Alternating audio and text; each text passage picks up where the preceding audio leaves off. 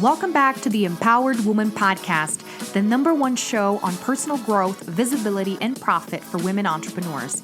If you're wanting to start believing in yourself, giving yourself permission to succeed, and let your voice be heard to make an impact in the world as an entrepreneur, this is the place for you. I am so glad that you're here. My name is Marta Spurk, and I'm your host, triplet mom, woman empowerment coach, and all things motivation extraordinaire. Welcome again, and let's dive into today's episode. Hi, Jude. Thank you so much for joining me today.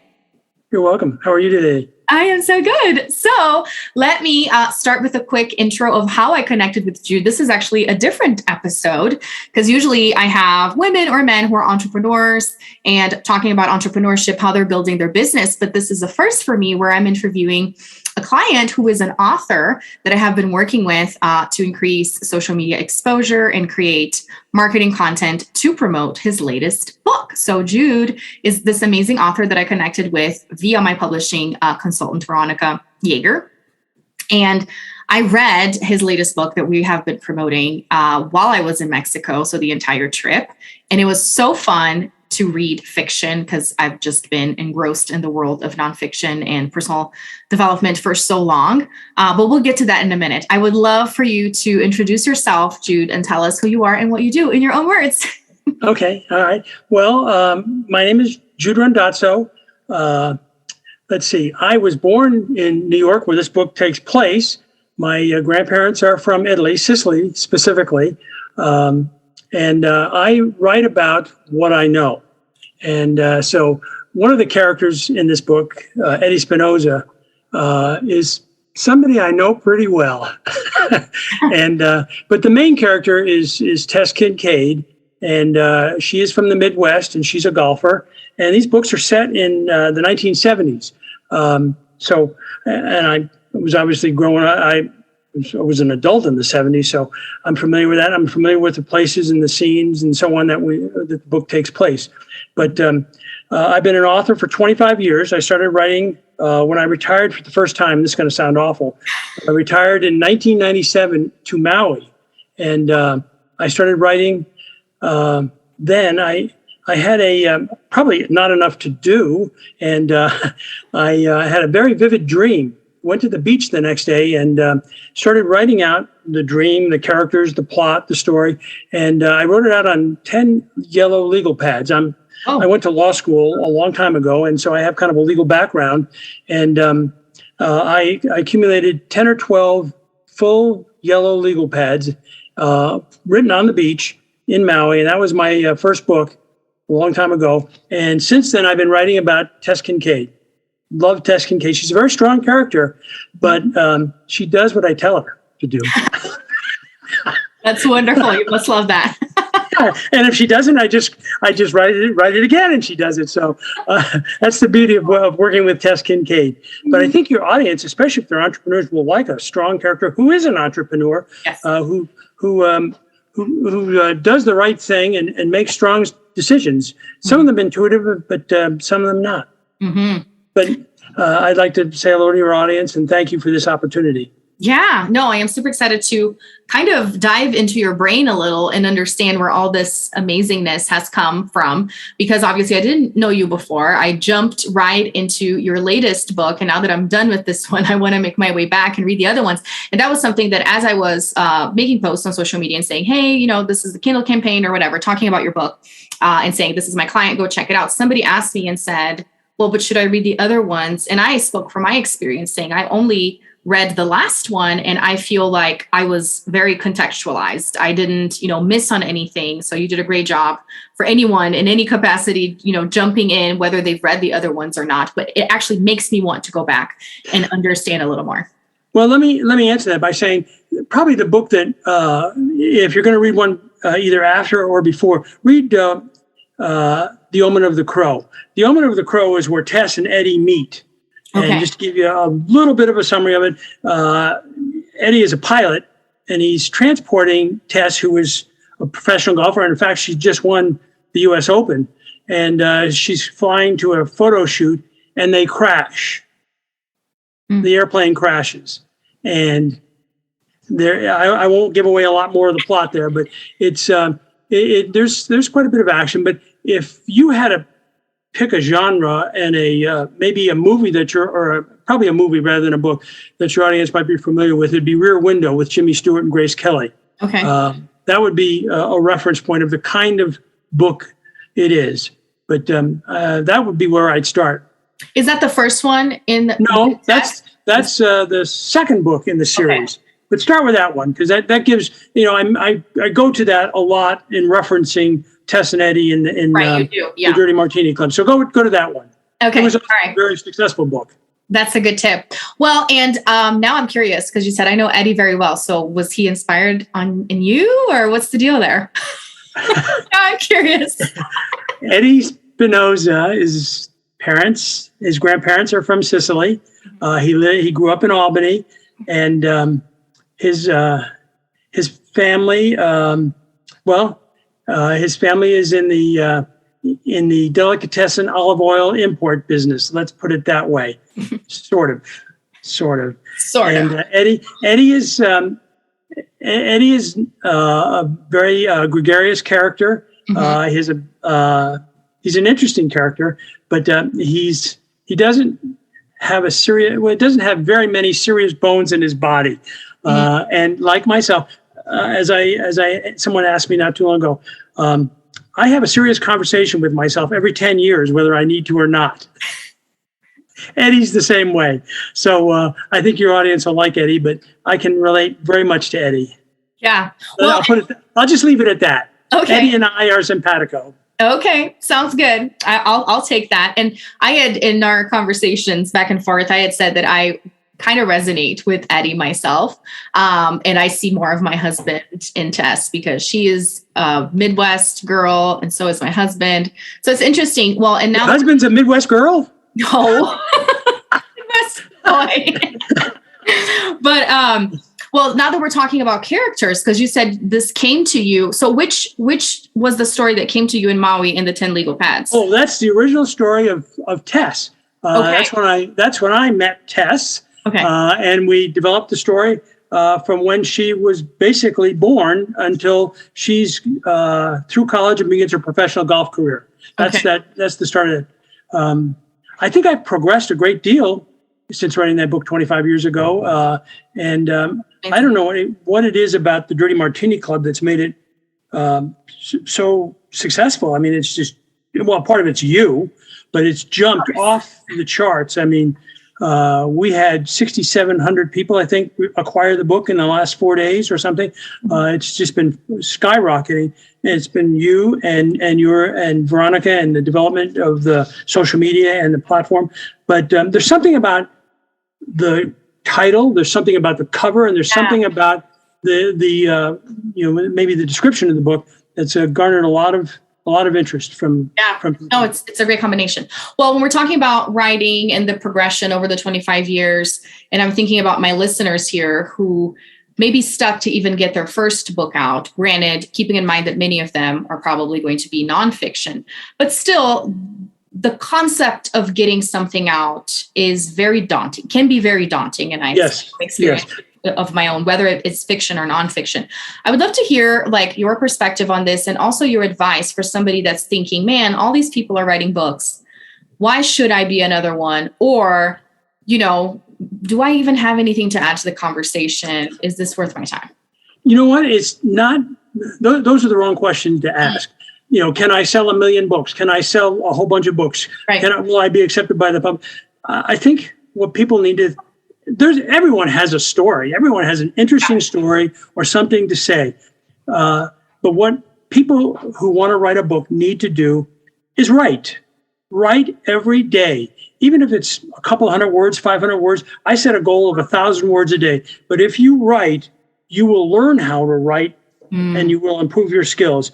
And the other thing I would suggest is read in your genre, whether it's self-help books or fiction books or suspense books. Read books in those genres, and don't worry about the outcome until later. Just get started, and you will be able to find a team of people like I have found that will help you succeed in the marketing of it. But don't worry about whether or not people are going to buy it, people are going to like it or love it or not, or whatever. Just write your story and improve your skills. That would be my advice. And have faith, and have some faith. Right. Oh, that's wonderful. And that goes hand. You may not sell a book, but don't care. The thing is, don't worry about it. Yeah. And that's where a lot of people get caught up. And we've had these conversations here on the show. I talk about this all the time, how we get so attached to the outcome, and we put our worth in the outcome. We put our identity in the outcome, and we're so much more than those numbers and all of those things. To me, I have, it's a long road, but I've been learning to take those things as a bonus. It's not that I don't want to sell 1 million copies, right? But it's not what I'm attached to. It's the experience, right? You hit it on the nail on the head. It's the outcome does not define who you are. Right. Write your story, whatever it happens to be in whatever genre. And don't worry about it. If it's bound to sell 1 million copies, it will. Right. But you know what? If you have one copy and it's for you or your family or whatever, it's a tremendous legacy. Just write every day. Yes, just write. And then if you need some help with getting the word out, they can come talk to me. Yes, that's it. Good pitch. Good pitch. Awesome. Well, in talking about character development, because I do want us to go back and talk about Tess, because before we started recording, you threw this out there as a brilliant idea for the audience and saying, I talk mostly with women entrepreneurs. It is called the Empowered Woman Podcast. And I wanted to focus on the idea that she is an entrepreneur, that she has all these things going for that. She makes a ton of money and she is using that to give back. She has her foundation and all kinds of things. She uses all of it to be able to, as the story unfolds at the end, it was a good thing that she had lots of resources and money. Otherwise, things probably wouldn't have worked out. So I wanted us to talk a little bit about that because I know she came to you from birth, but then her development, and also for many the listeners that are thinking about writing fiction, the idea of developing characters, how hard that is. What do you do to research or to get the creativity for what characters have been harder? I don't know. Just say something. It's a good question. Writing a fiction novel, you have to have obviously a plot that's engaging, a plot that moves along, a plot that's plausible, but you also have to have characters that people like and can relate to. And Tess has flaws. I mean, I will admit to you and your audience, this is the first time I've ever done this publicly. I love Tess. I'm in love with Tess. She is such a strong person, but it's taken many, many years, and she and I have gone through a lot of trauma and episodes in her imaginary life that I made up, in which she has become a strong business person. She's obviously the number one golfer in the world, but she's also become a good friend to a lot of people. But you have to find people in your life that you can take little parts from, and you can put together this character. It's a mistake in my mind to make a character perfect. Tess has flaws, and she has some real big issues that come from the past and some incidents that happened during the past. But if you find something in this person, maybe it's a spouse or your parents or whoever, you put them together into an amalgamation, and then you develop it. Eddie has his flaws as well, but that's how I do it. And then after you become so familiar with them, I lose myself in the characters. The book writing process is about a 5-part process. And the first part, the creative part, is I become immersed in my characters, and I almost, I become obsessed. And but I know what they would say and do. And after this is my fourth Tess Kincaid book. It becomes easier. But find people in your life that can, at least in part, become role models for your character and draw on those things. And the other thing is if you're writing a fiction book, I guess, and this applies to anything, write about what you know. Right. Write about what you know. It's so much easier than write about what you don't know. Right. And it's not just that you can't do the research, is that there are readers who will pick up on it. Now, for instance, I know how to snowshoe, and that means something to you and me because you've read the book.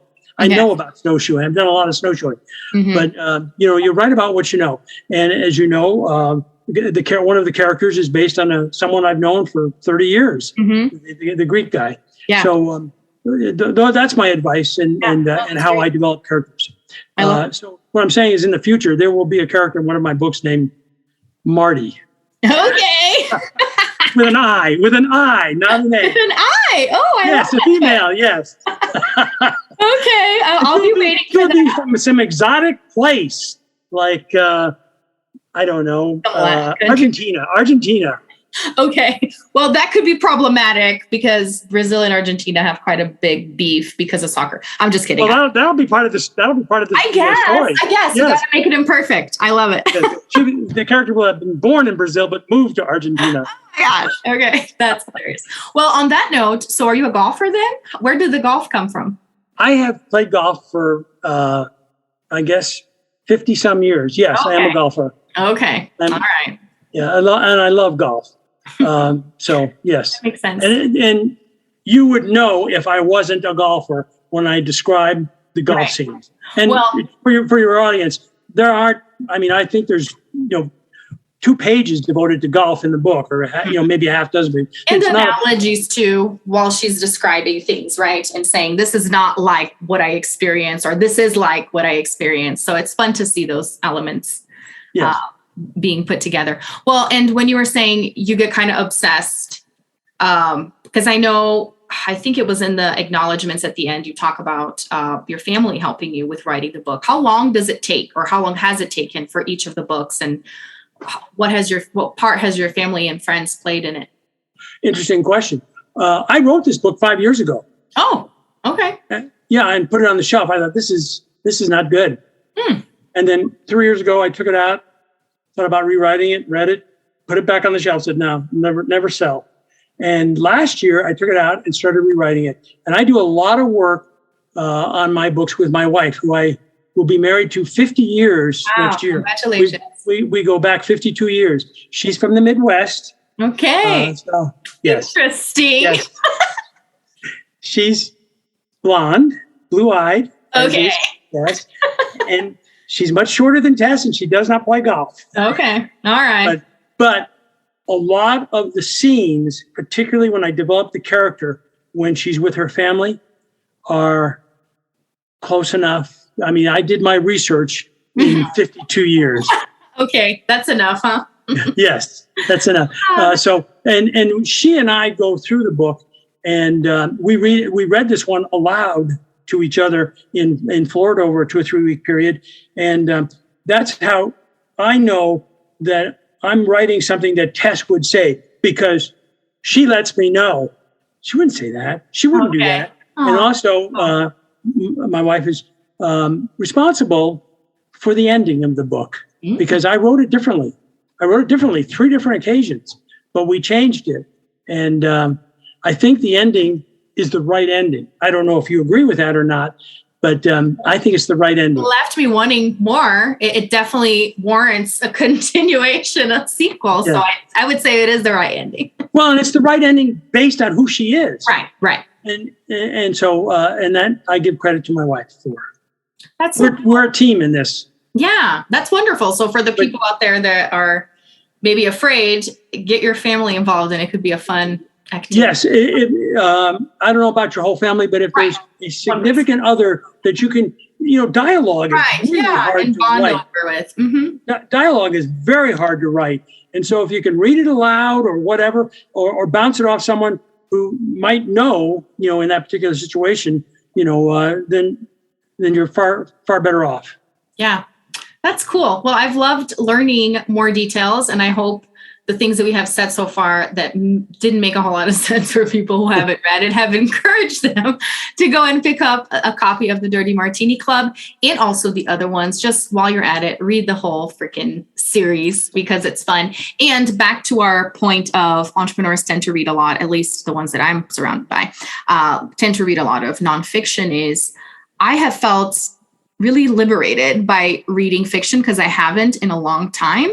And I've been talking a lot about on the show about slowing down, about, everything we just said, detaching from the outcome and just not putting your worth in your work and how much money you're making, everything that we kind of already said when it comes to publishing a book. I echo that in terms of building a business. So I would encourage people to pick up some fiction if you haven't in a while, and you see how it'll do you a world of good to. Yes. Take a break. Have a little fun. Yeah. I mean, you can read all the things that you've mentioned, nonfiction books. Take 15, 20 minutes before you go to sleep or whatever, and go to a different place, go to a different world. Yes. I mean, you can read this book in 3 or 4 nights, or I don't know how long you really were. Can. It's fast. Yeah. Awesome. So have some fun. Yeah, have some fun, please, for crying out loud. We deserve to have some fun. Well, before we tell people how to find you and all those things, are you ready for my rapid fire question? Oh, yeah. Yes. I guess. Right. No, I'm not ready for them. I'll take them though. Okay, good. So 5 different phrases. There are 5 different steps, and whatever comes to mind. It could be a sentence, a word. You can tell a whole story. Well, don't make it too long, but you can, say whatever you want. Okay. First one is notice yourself. What comes to mind? I'm always very tan. Okay, I like that. And it's my trademark. I'm always very tan. Okay, which if people go along and read about every day, and I know. Yeah, I go to the pool every day, and I swim, and I play golf. So yeah, they would say, "Oh, you're out in the sun a lot." Okay, good. More tan than tan. And next one is listen to yourself.